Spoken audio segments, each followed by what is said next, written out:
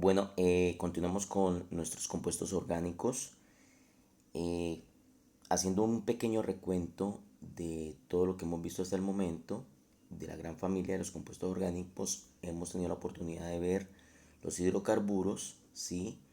Y en estos momentos terminando de ver alcoholes. Eh, Vamos a empezar entonces con una nueva familia, ¿sí? O dentro de la familia de los compuestos orgánicos oxigenados, como los alcoholes, tenemos, digamos, unas hermanitas que son los aldehídos y las cetonas. Vamos a hacer, a ver un cuadro sinóptico más o menos detallado de lo que tiene que ver con los grupos funcionales que estamos trabajando en química orgánica. Entonces, como pueden ver en la parte superior, todos los que están en rojo son los grupos funcionales principales. Ya vimos hidrocarburos, ¿sí? Todos ellos. Vimos los alcoholes, sus características, funciones, usos y nomenclatura. Ahora nos vamos a centrar en el estudio de aldehídos y cetonas, que también son compuestos oxigenados igual que los alcoholes.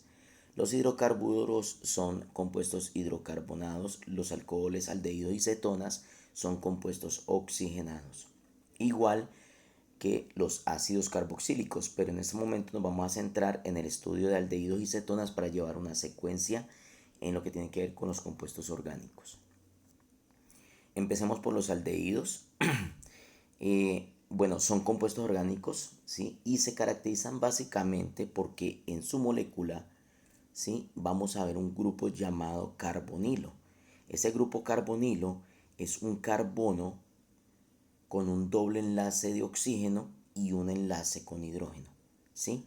La R que ustedes ven ahí es la cadena radical normal, puede ser un alcano, un alqueno, ¿sí? Y a ella va adherida este grupo funcional, carbonilo. Cuando ustedes vean una molécula que tenga este grupo funcional, entonces automáticamente ustedes ya saben que es un aldehído y como lo deben nombrar. Miren la diferencia con un alcohol.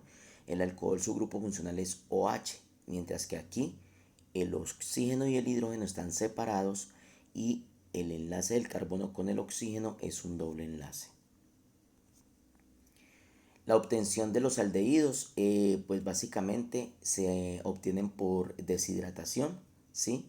Se deshidrata un alcohol primario con un compuesto como catalizador que es el permanganato de potasio y al deshidratarlo, o sea, al quitarle un hidrógeno, un oxígeno y otro hidrógeno, o sea, un H2O, entonces se me forma el aldehído. ¿Cuáles son los usos más importantes de los aldehídos? ¿Sí? En la gráfica podemos ver la utilidad es impresionante. En la industria pues se utilizan como constituyentes de resinas, de plásticos, en las pinturas, perfumes y esencias. Tienen entonces un olor característico, ¿no? Em, en la naturaleza también se encuentran pues presentes, ¿sí? Por ejemplo, en la glucosa, ¿sí? Eh, Presenta un grupo aldehído, nuestra glucosa, la que entra a nuestras células. El acetaldehído, ¿sí? Es un compuesto, es un aldehído que, digamos, se libera después de un proceso alcohólico, ¿sí? Entonces, pues se cree que el acetaldehído es ese responsable del guayabo después de que uno toma, ¿no? El formaldehído es utilizado mucho en lo que tiene que ver con la parte de conservación. Es un conservante, ¿sí? Más que todo de productos cosméticos. Ha presentado problemas cancerígenos, entonces prácticamente ha sido retirado en muchos países, otros lo siguen utilizando, ha sido retirado del comercio. Entonces allí pueden ver en medicinas, en la fabricación de cauchos, ¿sí? En bebidas para darles olor, más que todo aroma. Ahora vemos el otro grupo, ¿sí? O la familia de las cetonas. Eh, una cetona ya es, digamos, un poco más diferente a un aldehído porque recordemos que el grupo funcional del aldehído era un carbono doble enlace oxígeno, pero al otro extremo había un hidrógeno y estaba adherido a un grupo radical, a una cadena. La acetona no, la acetona solamente tiene el doble enlace con el oxígeno del carbono y este está unido a dos cadenas ramificadas, ¿sí? Entonces, aquí digamos que amarra o está en el centro de una cadena radical. Entonces está adherida en extremo y extremo. No está ni al final ni al inicio de una cadena abierta como un alcano o alqueno, no. Esta es en la mitad, donde agarra la cadena por un extremo y el otro extremo de la cadena. Ahí es donde está R1 y R2. Y en la mitad se encuentra el grupo funcional carbonilo como C doble enlace O, pero no hay hidrógeno en este caso. Sus propiedades, ¿sí? Digamos que tienen puntos de ebullición más bajos que los alcoholes, por lo tanto los aldehídos tienden a evaporarse muy rápidamente. Ahorita vamos a ver un ejemplo, un aldehído que a temperatura ambiente se evapora fácilmente, ¿sí? Mucho más rápido que el alcohol por su, digamos, punto de ebullición bajo, ¿sí? O sea que a temperatura más baja ebulle, o sea, se evapora más rápidamente. Pasa del estado líquido al estado gaseoso. Entre aldehídos y cetonas no hay mucha diferencia, ¿sí? Em, Básicamente los de cadena corta son solubles en agua, pierden su solubilidad cuando se forman cadenas más largas. ¿Cómo se forman las cetonas? Las cetonas se forman ya por la oxidación de un alcohol secundario. En los aldehídos se oxidaba un alcohol primario, pero en las cetonas se oxida un alcohol secundario, o sea, se libera agua, se genera una oxidación, por eso aparece el oxígeno dentro de la molécula de la acetona. Usos.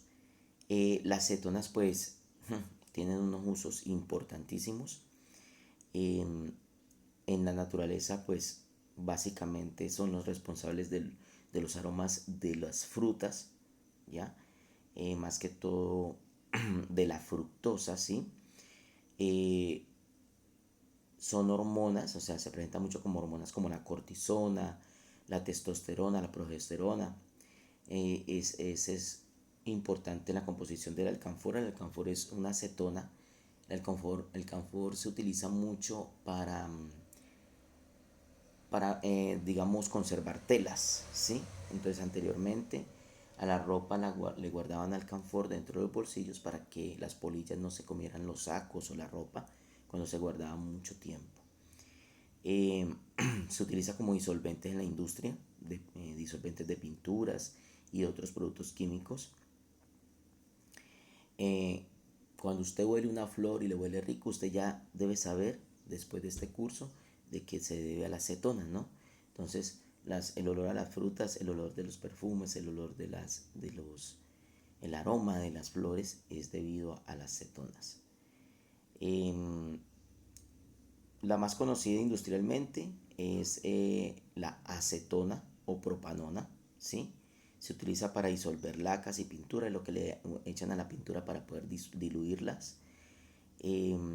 La resina epoxi, que se utiliza para sellar tanques, es muy fuerte, ¿sí? El quita esmaltes, entonces aquí viene el famoso quita esmaltes, que era el ejemplo que les iba a dar de cómo usted coge el quita esmaltes, ¿sí? Y lo deja a temperatura ambiente y se evapora rápidamente. Esto se debe a su bajo punto de ebullición. El quita esmaltes que se utiliza pues para manicure y todo eso. Y hay otras acetonas muy importantes, cetonas, perdón, muy importantes. eh, por ejemplo, la ciclohexona, ¿sí?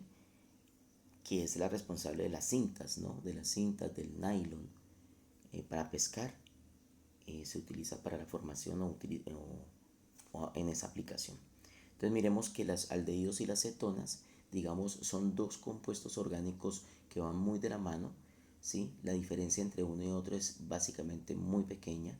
Los aldehídos son grupos funcionales que se adhieren a una sola cadena ramificada, ¿sí? Y su grupo funcional es un carbonilo que es C doble enlace O, pero lo acompaña un hidrógeno, por lo que usted lo va a encontrar siempre al final o al inicio de una cadena ramificada. Mientras que las cetonas no las van a encontrar ni al inicio ni al final de una cadena, sino en toda la mitad o en alguno de los hidrógenos, carbonos, perdón, que están en el centro. Por eso se dice que los aldehídos se adhieren a carbonos primarios, ¿sí o no? Es eh, carbonos primarios iniciales o finales, mientras que las cetonas se adhieren a carbonos secundarios que están dentro de la misma cadena y básicamente amarra la cadena de extremo a extremo. Entonces es muy importante tener en cuenta esas dos diferencias porque el grupo funcional de aldehído y cetona es el mismo, es el carbonilo.